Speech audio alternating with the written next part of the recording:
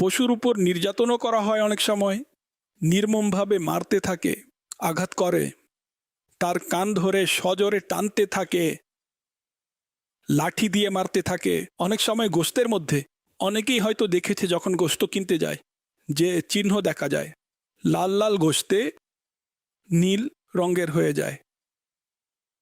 তো এটা আঘাতের কারণেই হয়। নির্মমভাবে মারে, আর মারেও মেরুদণ্ডের হাড়ে।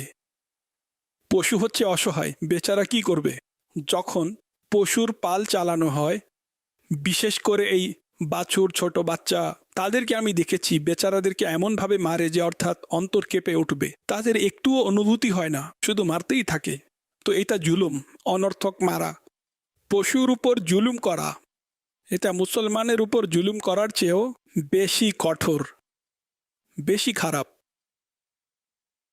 ফাফহাম, বুঝো, মনোযোগ দাও।